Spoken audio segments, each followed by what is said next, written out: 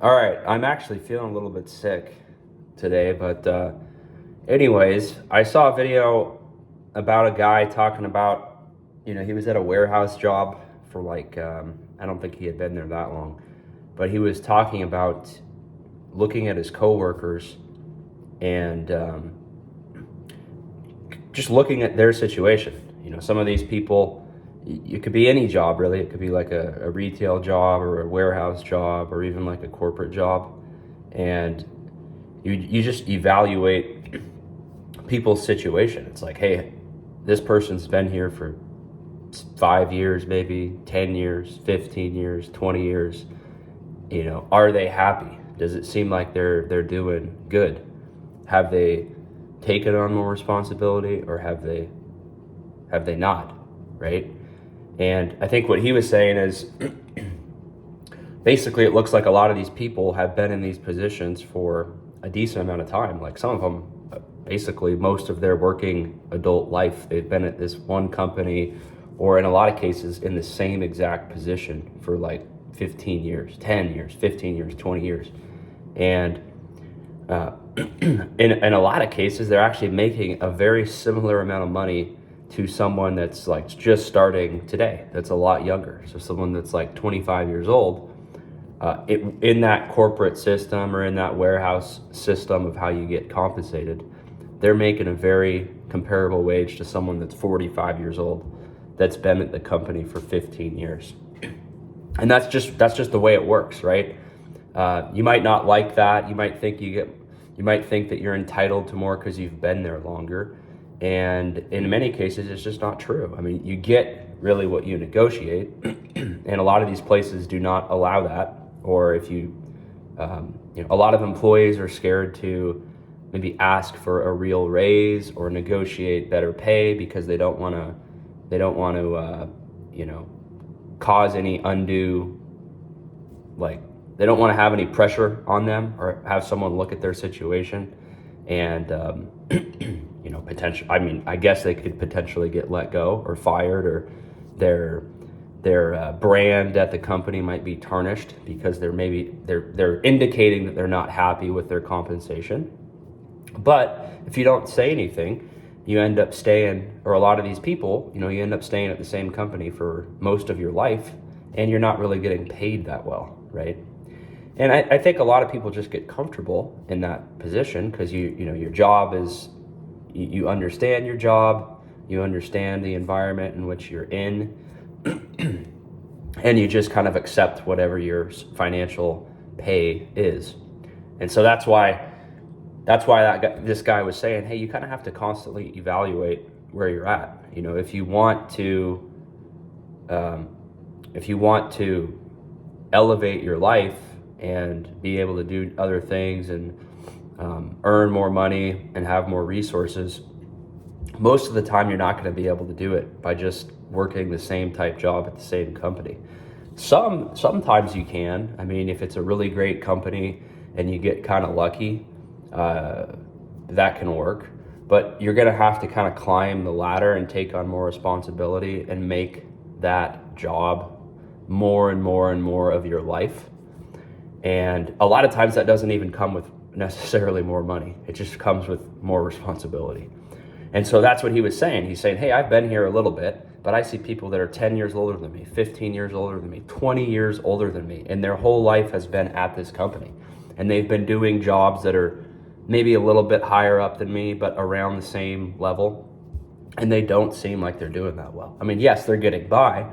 They're paying their bills. Maybe they're just kind of lower middle class people. And that's their reality, right? So you can look at that as someone that's 25 years old or 30 years old that's just, trying to figure out what you're going to do, what path you're going to take, if you want to get more skills, if you want to change your career, change your job, take a risk. You can look at people that have been there at whatever job you're doing, whether they've been there for 5 years or 10 years or 15 years or 20 years, or some of these people, 25 years, 30 years they've been here. And of course, you don't know everything about someone and you don't know their financial situation and everything. But if you're around these people, you can kind of glean a good amount of information on, do they seem like they're happy? That's one thing. Do they seem like they're financially in a good position, or do they kind of seem like they're kind of complaining about money a little bit and they don't necessarily have a lot? And that's kind of a red flag. Like if someone's been if someone's been working at this company, sorry, the camera keeps moving. If someone's been working at a company for such a long time and they've devoted most of their life to this company, and it's, you know, somewhat of a, they're in a position that's, you know, it's not an entry level position, it's a couple rungs up, and they're still not doing that well after 15 years or 20 years or 25 years, you kind of have a little bit of a problem there, right? There's nothing wrong with that if the person's happy with it. But if they've dedicated their life, you know, for 15 years or 20 years, and they don't really have much to show for it, like maybe they, you know, they're just financially stressed. They don't have a lot, and that's their reality. And so it's like, well, what is all this for? Why am I working 20 years, you know, dedicating my time and energy to this company that's basically not really giving me much, right? And you can see that when new people come in, they're making roughly the same amount of money as people that have been there for a long period of time. And that's what companies do. They try to take advantage of people that have been there a long time by underpaying them. And that's why a lot of people, younger people especially, without a pension, without a significant raise, you know, on a yearly basis, younger people have to go. They have to job hop in order to actually keep up with inflation and be able to afford things, right? You're not going to be able to afford a home and a family and new vehicles and that traditional lifestyle if you're just, you know, banking on the company giving you raises, unless you're in a really important position. But most people are not in like a really, really important position, right? They're doing a job, maybe it's somewhat important, but they're getting paid whatever the company decides to pay them. So you can't really change that corporate structure. You can accept it and just live within those constraints. But a lot of people, again, people my age and younger, I'm 31, people my age and younger, they probably, after a few years, they say, I don't see how I can really make more money here. This is not gonna work. Yes, I have enough money to, exist, but how am I gonna make enough money to afford things when prices go up 7, 8, 10% a year and I make the same amount of money? It doesn't work. Especially if you live in a higher cost of living area. And so that's why a lot of people leave. They have to job hop, they have to go back into the market and try to negotiate a new situation for themselves. Because I think if you stay at the same place for a long period of time, in most cases, you're getting taken advantage of, right? Because the employee is not really gonna rustle any feathers. They're kind of just gonna sit there and just be comfortable most of the time. That's been my experience. Most people, they don't wanna rock the boat. They just they do their job, they're comfortable with it. They get into that, mindset of just being comfortable and not having to learn new things. And they think their job's relatively easy. They understand it well. They understand the environment in which they're working and the people in which they're working with.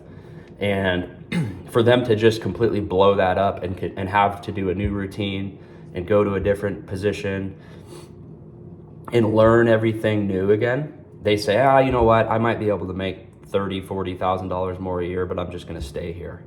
And so that's a decision, right? I mean, you can choose to just stay where you're comfortable, but you're probably gonna be underpaid, or you can choose to take a risk and go into the open market. And I think that in today's world, that's kind of the only way you're gonna make more money.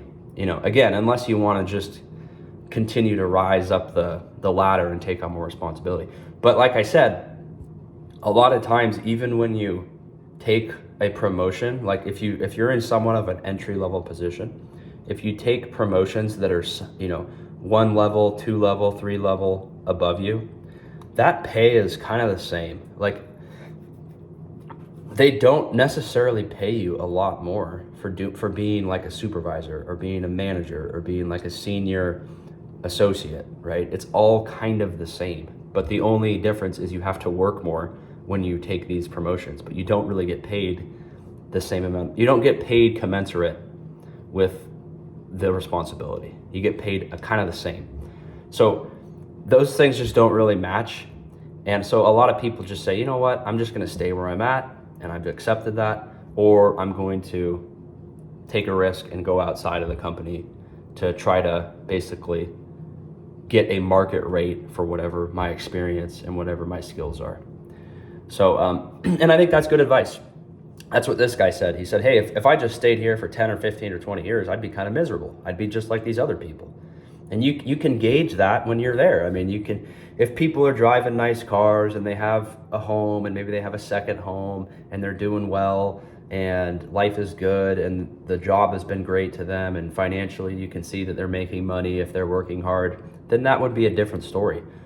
But I think in a lot of cases, these people somewhat devote their life to their job or their company, and they don't really have a lot to show for it financially. It's not like they're doing terrible, but you would think, man, this guy's accepted, he's accepted all the promotions, he's taken on more responsibility, he's devoted a big chunk of his life to this position, to this company, and it kind of seems like he's still struggling, right? Kind of seems like he's kind of still struggling. And so do I want to do that? Do I want to be 10 years older or 15 years older or 20 years older and still kind of be struggling because the structure in which I'm in doesn't really reward people, at least financially? Maybe they reward you with saying you did a great job or, giving you a gift card, like a $5 gift card. But I mean, come on, everyone can see through that. You got to give me things that are going to help me in the real world outside of the company, right? $5 gift cards are $5 gift cards. They don't even buy coffee anymore, right? So if you're not making real money to be able to afford things in the real world, like houses or insurance, just everyday things, right? Vehicles, everything costs so much more money. So if the company is trying to pay you with stuff that doesn't have real value, you have to be able to assess that for what it is and then make a best decision for you. If you're happy there and you like the company, you like the job, you like the people you work with, maybe you sacrifice and you just accept less money because you don't want to, like I said, you don't want to rock the boat. But if you're unhappy, and unhappy might not be the right word, but just not satisfied with where you're at and your earning potential and your ability to elevate your life and kind of graduate into a higher tier, and you're willing to put in more work and you want to devote yourself, you kind of need to do that at a place where you're going to get rewarded if you put in all the work, right? These environments where you're forced to put in all of your energy and then basically get paid an amount of money that is just laughable, it's just not a good situation, right?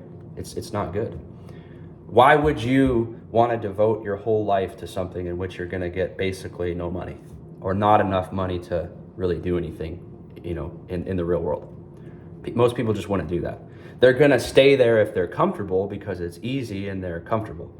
But if you're having to really push yourself and work long hours and be mentally stressed out and not take vacations, all for basically not a lot of money, people are gonna not do that most of the time.